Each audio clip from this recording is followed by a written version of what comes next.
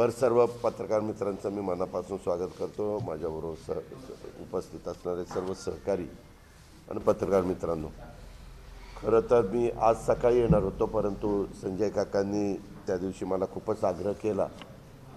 आणि आपल्यालाही माहिती की राजकारणामध्ये जरी वेगवेगळ्या पक्षामध्ये वेगवेगळे सहकारी असले तरी आपण एकमेकाच्या सुखदुःखामध्ये सहभागी होत असतो। त्यांचा एक आनंदाचा क्षण होता, म्हणून माझे सगळे काल कार्यक्रम करून मी संजय काकांच्या मुलाच्या लग्नाला आलेलो होतो। मुक्काम इथंच करून आता आज सकाळपासून पहिलं श्री क्षेत्र नरसोबावाडीला जाणार आहे। तिथं एक आमच्या राजेंद्र पाटील यड्रावकरांनी कार्यक्रम घेतला आहे, तो कार्यक्रम करणार आहे। त्याच्यानंतर आपल्याच सांगली शहरामध्ये कर्मवीर भाऊराव पाटील नागरी सहकारी पतसंस्थेच्या सांगलीच्या मुख्यालयाच्या इमारतीचं उद्घाटन घेतलं आहे। तिसरा महत्त्वाचा, तो खऱ्या अर्थाने महत्त्वाचा कार्यक्रम, खरं त्यालाच मी वेळ दिलेला होता आणि मग बाकीचे इतर कार्यक्रम त्याला जोडून घेतले। राजेंद्र पाटील यड्रावकरांनी खूप आग्रह केलेला होता, त्यांची इच्छा होती की मुख्यमंत्र्यांनी पण यावं, महाराष्ट्राच्या कर्नाटकाच्याही मुख्यमंत्र्यांनी यावं। आणि दक्षिण भारत जैन सभा शताब्दी अधिवेशन आहे, आत्तापर्यंत 99 अधिवेशन झाली, हे 100वे अधिवेशन आहे।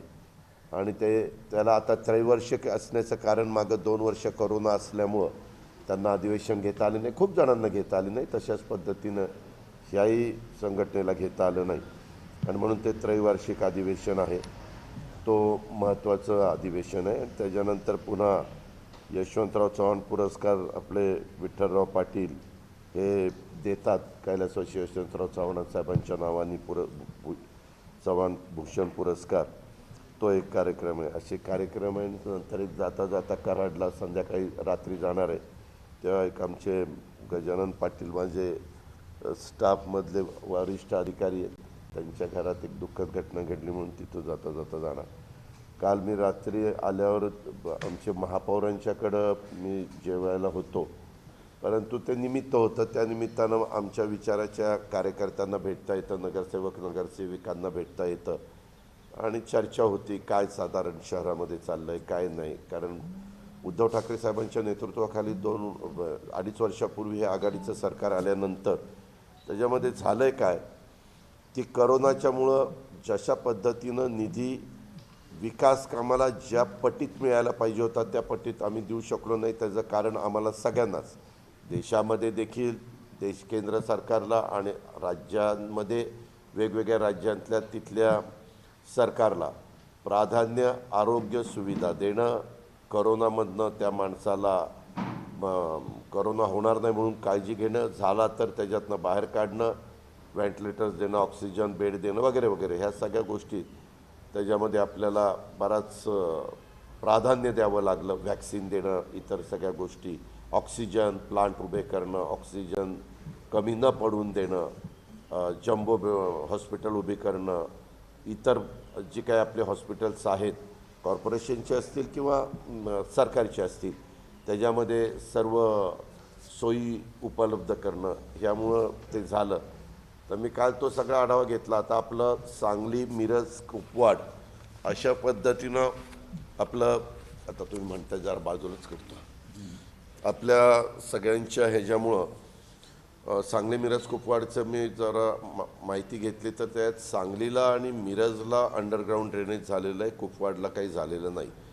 महापौरांनी माझ्या बाकीच्या सहकाऱ्यांनी सांगितलं की अजित पवार हा प्रस्ताव वर आहे नगरविकासकडं। मग मी त्या संबंधित अधिकाऱ्याला रात्री फोन लावलेला होता आणि त्याला सांगितलं की तुझ्याकडे प्रस्ताव आहे का? ते म्हणले हो, मी दादा सोमवारी सुट्टी आहे, पण मंगळवारी मी महानगरपालिकेच्या काही लोकांना बोलवलेलं आहे की त्याच्या संदर्भात त्याला काही शंका आहेत त्याची चर्चा करण्याच्या करता, मग ते मी ताबडतोब त्यांच्याशी बोलून तो प्रस्ताव नगरविकास 2ला पाठवतो, म्हणजे मंत्रालयामध्ये पाठवतो आणि मग मंत्रालयातनं नगरविकास 2कडनं तो एकनाथराव शिंदे यांच्याकडे जाईल आणि तिथनं तो मंजूर केला जाईल।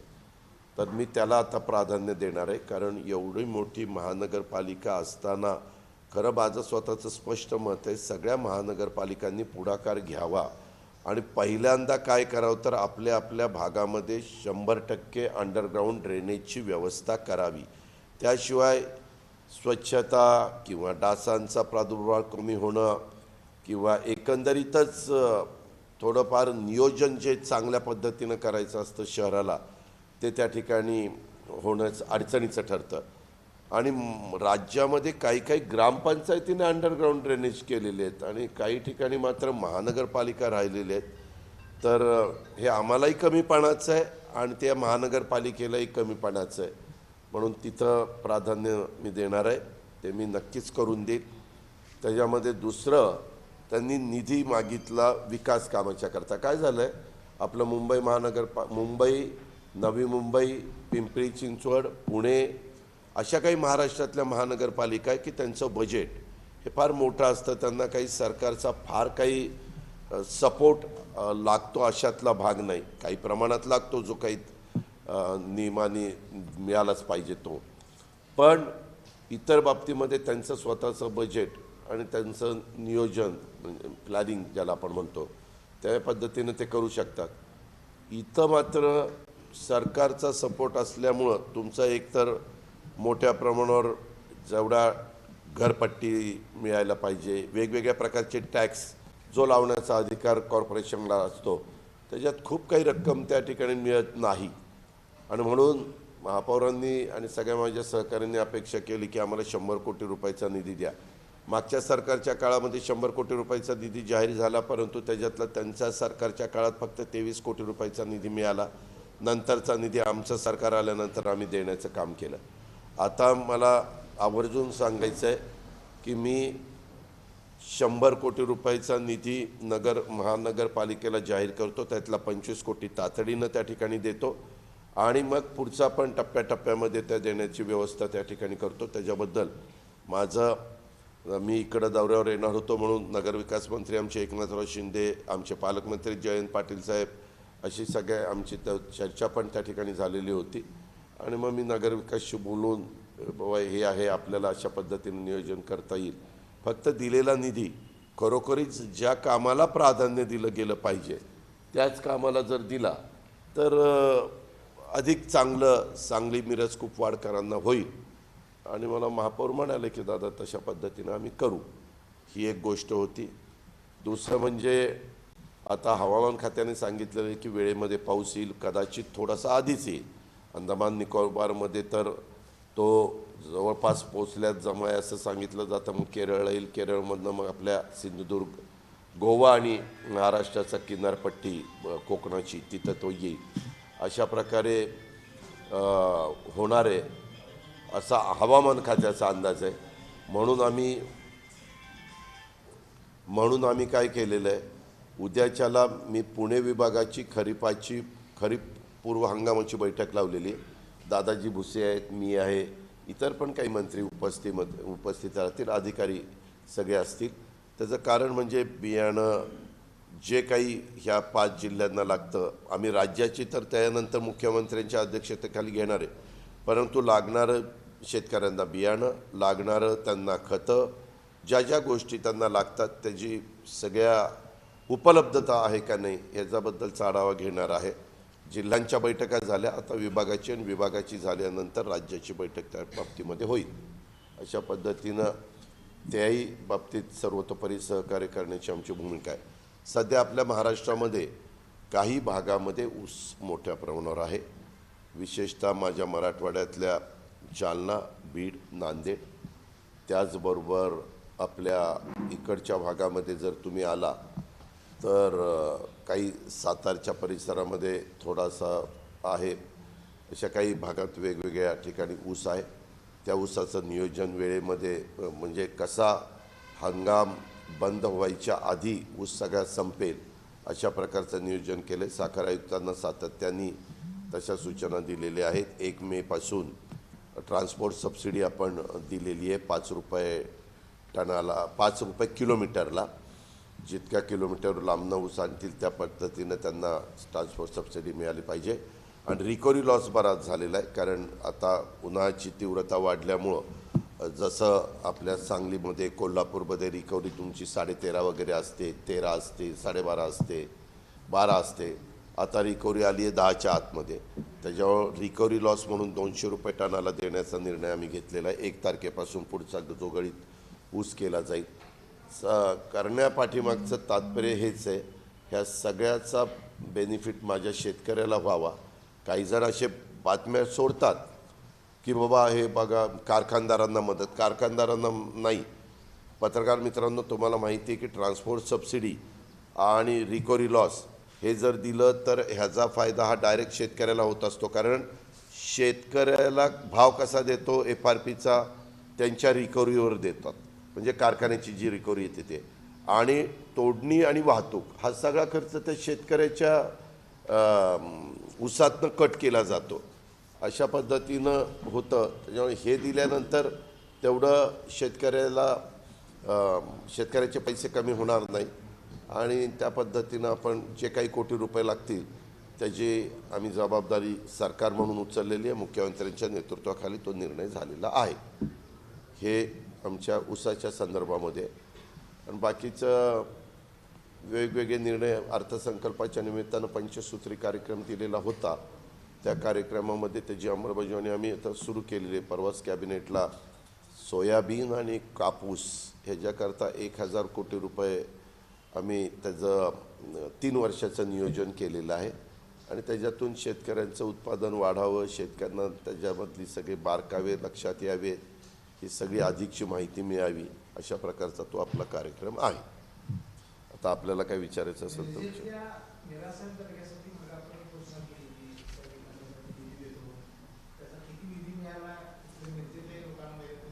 त्याच्या संदर्भामध्ये आमच्या अल्पसंख्याक विभागाकडं निधी देताना, जसं मी आता एकनाथराव शिंदेंची नाव घेतलं, तो निधी देताना मी अर्थमंत्री आहे जरूर, परंतु मला तो निधी देताना नगरविकास खात्याच्या मार्फत निधी द्यावा लागतो. ग्रामीण भागामध्ये ग्रामविकास खात्याच्या मार्फत तो निधी द्यावा लागतो. तसं हा निधी अल्पसंख्याक विभागाच्या मार्फत द्यावा लागतो.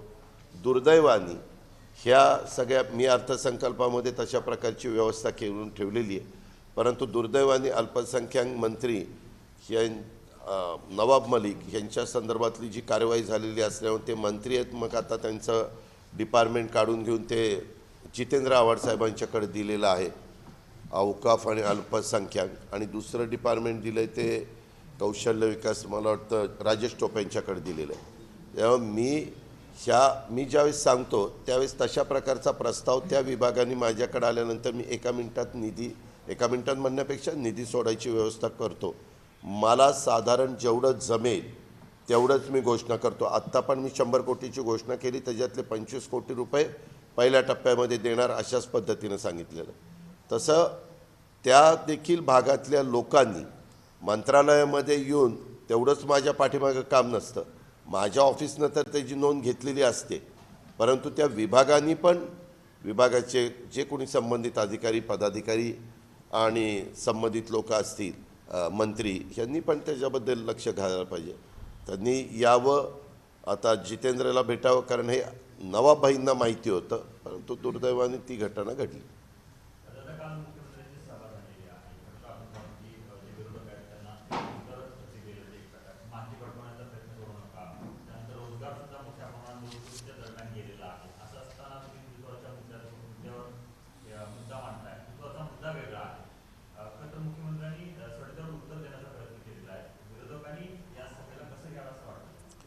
का आत्ता सध्या जे काही महाराष्ट्रात चाललेलं आहे, मला वैयक्तिक अजित पवार म्हणून हे मनाला पटत असतं.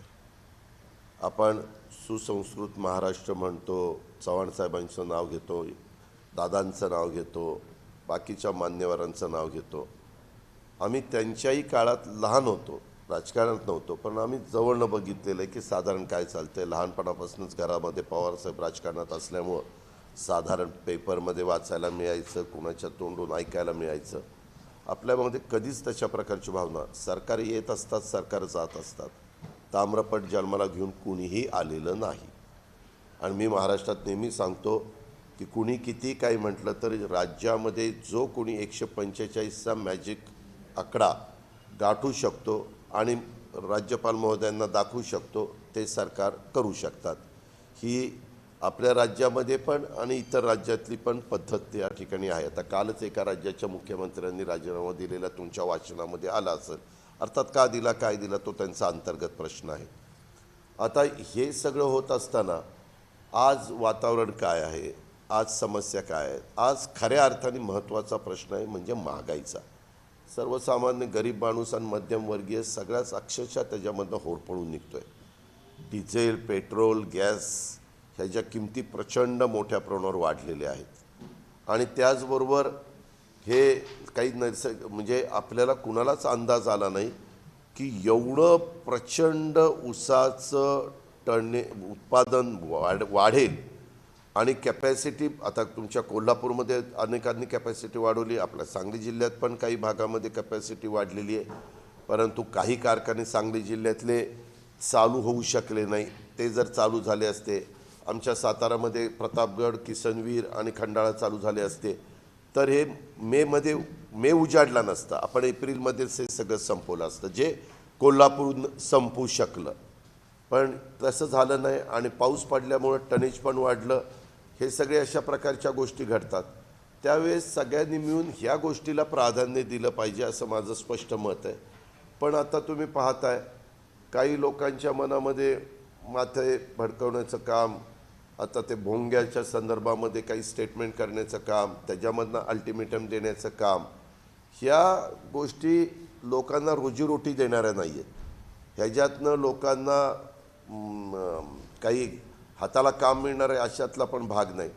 आणि मग त्याच्यातून त्यांनी काहीतरी बोलायचं, मग सत्ताधारी पक्षाच्या लोकांनी काही बोलायचं, मग आता हे तुम्हाला असं म्हणले तुमचं काय उत्तर आहे, मग ह्यांनी काहीतरी उत्तर द्यायचं, असा सगळा म्हणजे मीडिया पण आम्हाला प्रश्न विचारतं, उत्तर नाही दिलं तर हे उत्तर देत नाही म्हणजे काहीतरी इथं गडबड आहे असंही म्हणतात, किंवा का उत्तर देत नाहीत, का ह्यांची भूमिका मांडत नाही असंही म्हणतात. त्याच्यामुळं माझं स्वतःचं स्पष्ट मत आहे, मुख्यमंत्री पण इतके दिवस तसे बघितले तर शांत होते.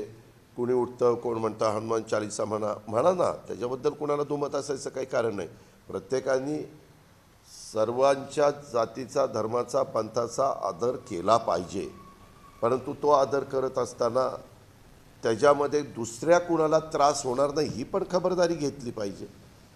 असं कुठल्याच जाती, धर्मामध्ये, पंथामध्ये सांगितलेलं नाही आहे की बाबा तुम्ही हे सगळं करत असताना कुणाला दुसऱ्याला त्रास द्या. ते तुमच्या पुरतं करायला कुणाचीच ना नाही आणि ते वर्षानुवर्ष पिढ्यानपिढ्या होतच आलेलं आहे. आता त्याच्या संदर्भात सुप्रीम कोर्टाने निकाल दिलेला आहे. ह्याच्या आधी त्याची तंतोतंत अंमलबजावणी होत नव्हती, आता मात्र तंतोतंत अंमलबजावणी सकाळी 6 ते रात्री 10 पर्यंत करायला सुरुवात झालेली.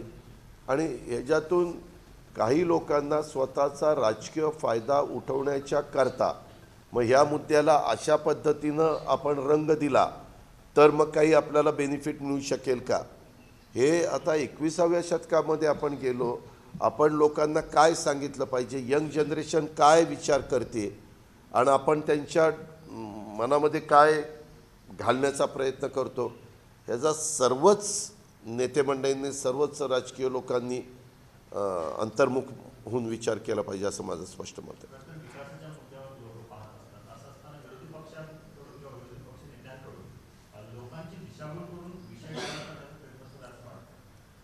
नाही, शेवटी काय त्यांनी पण इतके वर्ष 5 वर्ष सरकार चालवलेलं आहे, ते पण राजकीय जीवनामध्ये अनेक वर्ष काम करतात. प्रत्येकाचे आराखडे, आता माझा स्वभाव फार स्पष्ट आहे, मी आत चक्केपंजे करणारा माणूस अजिबात नाही. जे काय माझ्या तोंडामध्ये आहे तेच मी कृतीमध्ये करण्याचा प्रयत्न करत असतो. आता प्रत्येकाचे स्वभाव वेगवेगळे असतात, त्यांनी कशा पद्धतीनं त्याचा वापर करायचा हा ज्याचा त्याचा अधिकार आहे.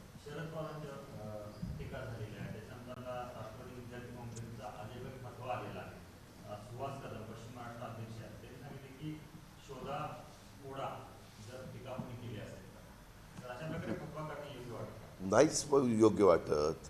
हे काही पक्षाने फतवा काढलेला नाही आहे. काही व्यक्ती विकृतीमधनं काही बोलत असतील तर विनाशकाले विपरीत बुद्धी असं एक वाक्यामध्ये त्याच्यामध्ये सांगता येईल. परंतु बोलणाऱ्यांनी आपल्याला संविधानाने, घटनेने, कायद्याने अधिकार दिलेला आहे, परंतु तो अधिकार देत असताना आपण काय वक्तव्य करावं आणि त्या वक्तव्याचा समाजामध्ये वातावरण खराब होणार नाही. कारण प्रत्येक व्यक्ती कुणाला न कुणाला मानणारी असते, कुणाला न कुणाला आदर्श म्हणून डोळ्यासमोर ठेवणारी असते. पवारसाहेबांच्या राजकीय जीवनाची राजकीय कारकीर्द आपल्याला माहिती आहे, 60 वर्षाची कारकीर्द आहे. 60 वर्षाची कारकीर्द सातत्याने महाराष्ट्राच्या राजकारणामध्ये त्या ठिकाणी एक चांगला विचार मांडण्याचं काम करायचं, 4-4 वेळेला मुख्यमंत्री व्हायचं, 10-10 वर्ष देशामध्ये कृषीमंत्री म्हणून काम करायचं. बोलत असताना नेहमी तुम्ही बघितलं आहे, कमरेखालचे वार पवारसाहेब कधीच करत नाही. पवारसाहेबांच्याही काळामध्ये खूप आरोप प्रत्यारोप व्हायचे. तुम्हाला आठवत असेल तो काळ, मुंडे साहेबांचा काळ, गोरा खैरनारांचा काळ, इतर मी सगळ्यांची नावं घेत बसत नाही, पण त्याही काळामध्ये पवारसाहेबांनी यशवंतराव चव्हाण साहेबांच्या पठडीमध्ये ते तयार झालेले असल्यामुळं त्यांनी कधी स्वतःचा तोल जाऊ दिलेला नाही. आणि अशा व्यक्तीच्या बद्दल कुणीतरी विकृत व्यक्ती इतकं घाणेरड्या पद्धतीचं त्या वक्तव्य करते, म्हणजे दुर्दैव आहे महाराष्ट्राचं.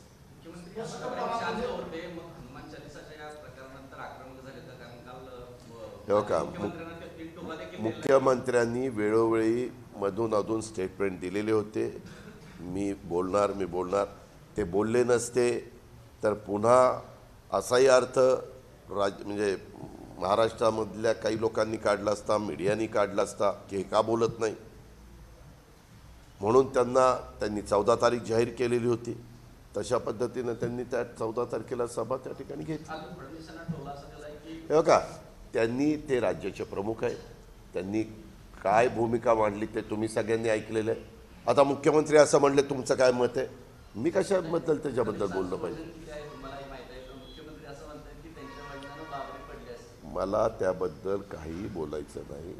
मला खरोखरीच या गोष्टीत इंटरेस्ट नाही. आपण बाकीचं विकासाचं विचारा, त्याबद्दल आपण बोलू.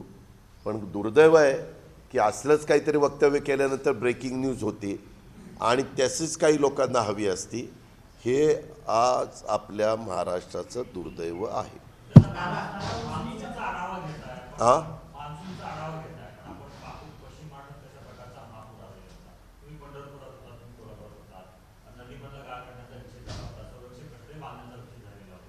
सध्याची परिस्थिती जी आहे ती परत अशी निर्माण होईल असं वाटतं, कारण ज्या काही अडचणी आहेत त्या तशाच आहेत. हो का, हे काही आज नाही झालेलं आहे, हे वर्षानुवर्ष चाललेलं आहे, तुमच्या जन्माच्या आधीपासून चाललेलं आहे.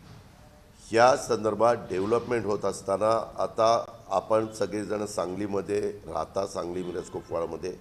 सांगली शहर अनेकदा अतिवृष्टी झाल्यानंतर 60% जवळपास पाण्यामध्ये असतं, काही ठराविक भाग वर असतो. पाठीमागच्या काळामध्ये धरणं एवढी नव्हती, पाणी जसं पडायचं तसं जायचं. आता कोयना, वारणा, वेगवेगळ्या प्रकारची उरमोडी, तारळी, कन्हेर ही सगळी वर धरणं, धोम बलकवडी अशी सगळी धरणं झालेली असल्यामुळं तिथं पाणी पहिल्यांदा अडवलं जातं, कुणीही राज्यकर्ते असले तरी.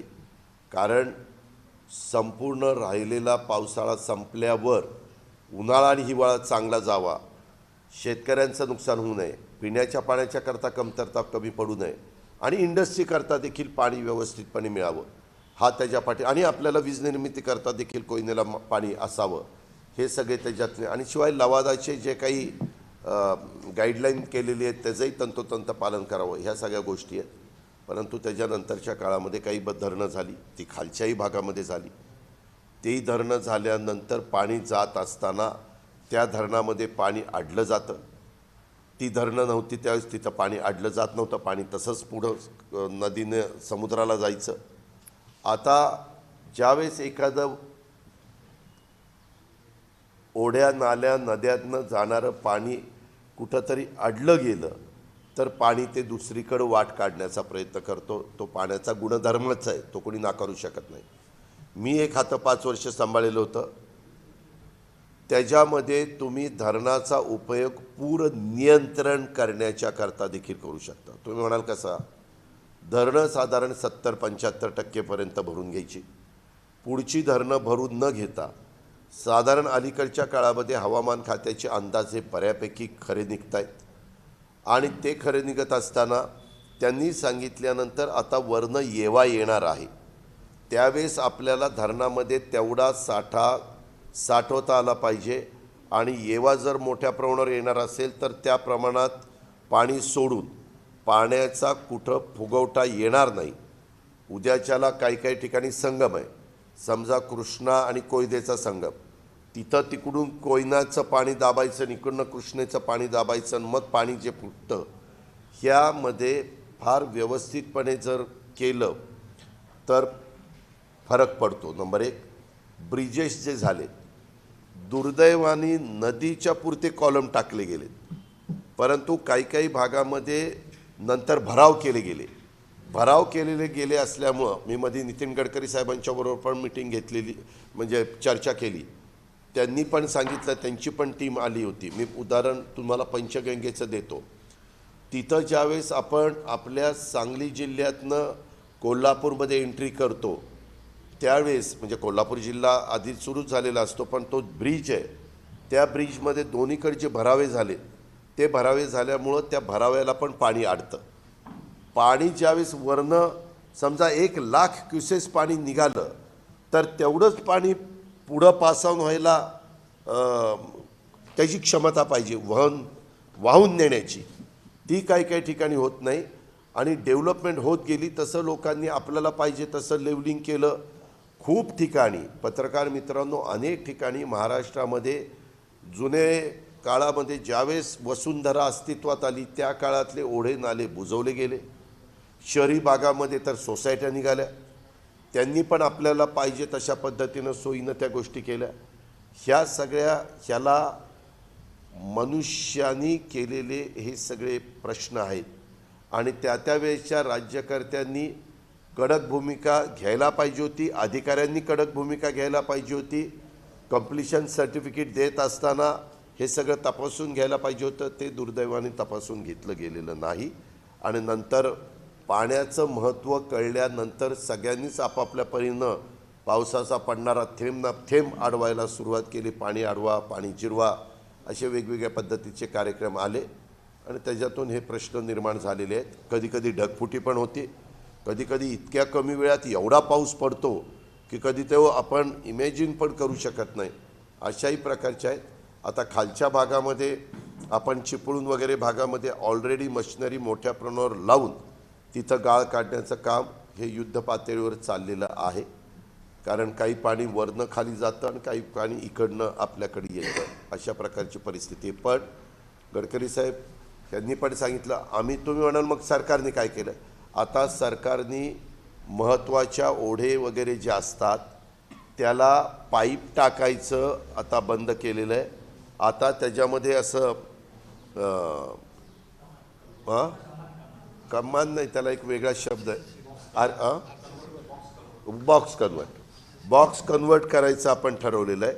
त्यामुळं कधी पाऊस पडल्यानंतर सगाळ, तुम्ही आता सगाळाला काय म्हणतो माहिती, हे जे काही वाहून येतं ते त्या ह्याला तुंबलं ना पाईपाला की पाण्याचा फुगवटा वाढतो आणि मग त्याच्यातनं प्रश्न होतात. आत्ता मध्ये देखील खूप ठिकाणी दरडी कोसळल्या, सगळं काही झालं, तिथंच आपल्याला हीच गोष्ट पाहायला मिळाली.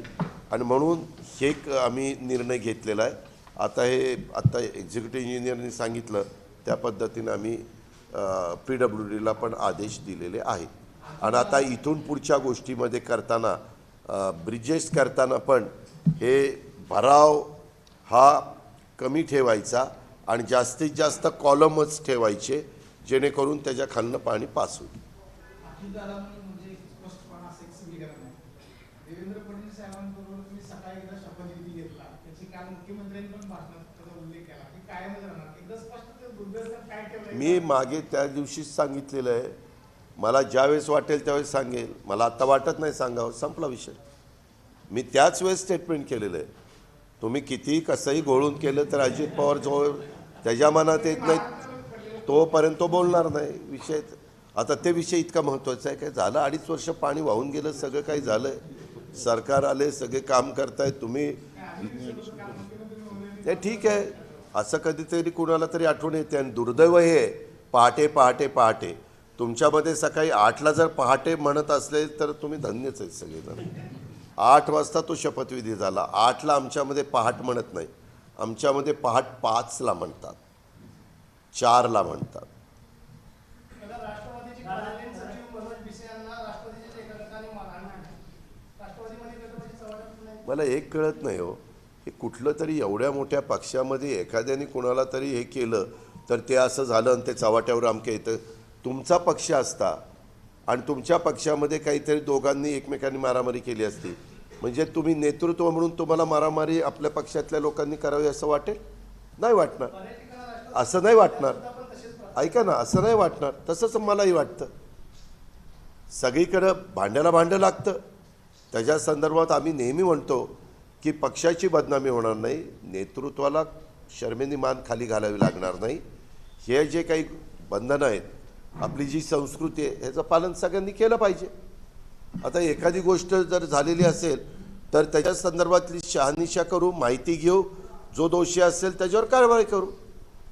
दादा, बोगस बियाण्यांचा प्रश्न जो आहे तो खरं तर आपण महाराष्ट्रात सगळीकडेच असतो. अनेक जण पेरण्या करतात पण नंतर उगवण क्षमता नसते. अशा कंपन्यांवर कशा प्रकारे कारवाई केली जाईल? आणि दुसरं, खताची टंचाई जी आहे ती मोठ्या प्रमाणात केली जाते. बळीराजाला दिलासा देण्यासाठी कशा प्रकारचे मी आपल्याला सांगतो, बोगस बियाण्याच्या संदर्भामध्ये केंद्र सरकारने पण कायदे कडक केलेले आहेत. आम्ही देखील कायदे कडक केलेले आहेत. कधी कधी शेतकरी एखाद्या पिकाच्याबद्दल इतका डायव्हर्ट होतो की मग त्यावेळेस आमचे पण अंदाज चुकतात की एकदम आम्ही काय केलेलं आहे, विकेल ते पिकेल. ही महाविकास आघाडी सरकारची कृषी खात्याच्या संदर्भातली भूमिका आहे. वेळोवेळी मुख्यमंत्र्यांनी मांडली, आम्ही अनेक मंत्री त्या ठिकाणी मांडतो. आता हे सगळं करत असताना लोकांना आता 2 पैसे मिळून देणारं पीक कुठलं? ऊस. त्याच्यामुळे लोक आपण वेगवेगळ्या ठिकाणी टेंबू, ताकारी, म्हैसाळ वगैरे उपसा सिंचन योजना करतो. शेतकरी आपापल्या परीनं वेगवेगळ्या ठिकाणी पाईपलाईन करतात.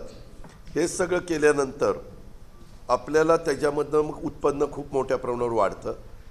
काही चांगल्या कंपन्या देखील बियाण्याचं उत्पादन करत असताना काही त्याच्यामध्ये कमतरता झाली तर बी उगवत नाही, आणि म्हणून त्या कंपन्यांच्याकडनं तिथनं नुकसान भरपाई दिली गेली पाहिजे. अशा पद्धतीनं कायदे केले. त्याच्यात FIR आपण दाखल करू शकतो, बऱ्याच काही गोष्टी करू शकतो. जे बियाणं चुकीच्या पद्धतीने विकलं त्या दुकानाचा पण परमिट आपण रद्द करू शकतो. अशा सगळ्या गोष्टी त्याच्यामध्ये आहेत. दुसरी गोष्ट तुम्ही खताची काढली. खताच्याबद्दल आपल्याला साधारण पाऊस वेळेवर पडत असताना शेतकऱ्यांना कुठलं खत लागणार आहे, मिश्र खत कुठलं लागणार आहे, पोटॅश कुठलं लागणार आहे, DAP कुठलं लागणार आहे किंवा युरिया कुठलं लागणार आहे, ते साधारण अंदाज येतो. एक झालेलं आहे, आता आपल्या शेतकरी वर्गामध्ये ही फर्टिलायझर मोठ्या प्रमाणावर वापरायच्या ऐवजी सेंद्रिय खतं वापरून सेंद्रिय शेती करायची, कंपोस्ट खत वापरायचं. तुमचं ताग असेल किंवा हिरवी खतं असतात ती धेंच्या असेल ती वापरायची. त्याच्याचबरोबर म्हणजे आमचं शेणखत असेल, इतर वेगवेगळ्या प्रकारची खतं असतील ती खतं, लेंडी खत वगैरे आपण ज्याला म्हणतो ती खतं वापरायची. हा कन्सेप्ट मोठ्या प्रमाणावर पुढं आला आहे. स्लरी वापरायची हा कन्सेप्ट पुढं आलेला आहे. आणि लोकांच्याही लक्षात आलं आहे की बाबा आता आपण ह्याच्यातनं डायव्हर्ट झालं पाहिजे. आणि पूर्वीचं असणारं पाणी विहिरींचं आपलं जे खराब व्हायला लागलेलं आहे, क्षार वाढलेले आहेत, क्षारयुक्त जमिनी पडून राहायला लागलेल्या आहेत. ह्याच्यामध्ये आम्ही चाऱ्या वगैरे बाकीचा कार्यक्रम त्या ठिकाणी देतोच आहे, परंतु हा कन्सेप्ट मात्र बऱ्यापैकी पुढं आलेला आहे. आणि त्याच्यातून आम्ही साधारण जेवढं खताची डिमांड आपली आहे, खरीपूर्व हंगामाला देखील आम्ही त्यांना तेच मार्गदर्शन करतो आहे. अशा पद्धतीनं आमचं काम चाललं आहे. आता महापालिकेला 100 कोटी देण्याची घोषणा केली आहे, अभिनंदनीय आहे. पण शेरी नाल्यासारखा प्रश्न अजूनही सांगलीमध्ये अस्तित्वात आहे. कचरा डेपोचा भयंकर प्रश्न आहे. कचरा मोठ्या प्रमाणात जाळला जातो. तर तुम्ही काय प्रायोरिटी दिली? नाही, ह्याच्यामध्ये त्या महानगरपालिकेने हे प्रश्न सोडवले पाहिजेत. त्यांचं काम आहे. आता अलीकडच्या काळामध्ये काही महानगरपालिका रोज निघणारा ओला कचरा, सुका कचरा, प्लास्टिकचा कचरा आणि वेगवेगळ्या प्रकारचा कचरा हा तिथल्या तिथं बायफर्केशन करतात. ताबडतोब तिथं मशिनरीवर ट्रीटमेंट करतात. आता कालच मी तासगावला गेलेलो होतो, तिथं माझाच एक सिक्युरिटी ऑफिसर त्याच्या भावानीच कचऱ्याच्या संदर्भामध्ये युनिट काढलेलं आहे. तर तोनी वेगवेगळ्या ठिकाणी ते सक्सेस झालेले असं त्याचं म्हणणं. माझ्याकडे त्याचं ब्रोशर पण आहे, नाव पण आहे. त्यामुळं आपल्या इथं काही जणं नीटपणे नवीन टेक्नॉलॉजीचा वापर करून ज्या गोष्टी करायला पाहिजे ते दुर्दैवाने करत नाही. स्वच्छतेला जे महत्त्व द्यायला पाहिजे ते देत नाही. आपल्या स्वतःच्या भागातला कचरा उचलायचा आणि तो बाहेर कुठंतरी ते नेऊन टाकायचा. तुम्ही राज्यामध्ये फिरत असताना देखील तशा प्रकारच्या गोष्टी पाहायला मिळतात.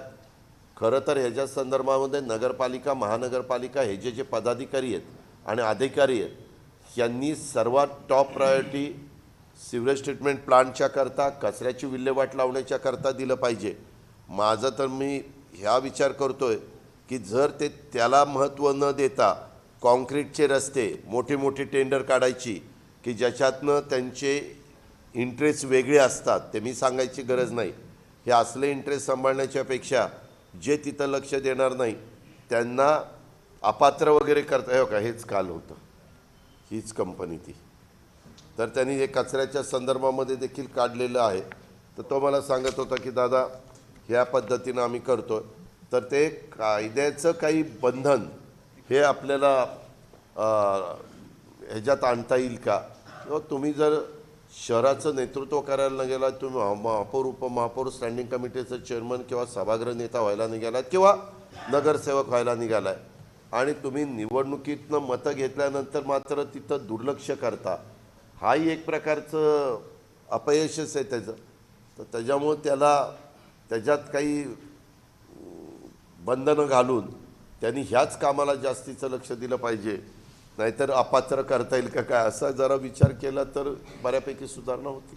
दादा लेडीजचा एक मुख्य रस्ता शिवाजी रस्ता आहे, राष्ट्रीय आपल्याला निघायचं ना.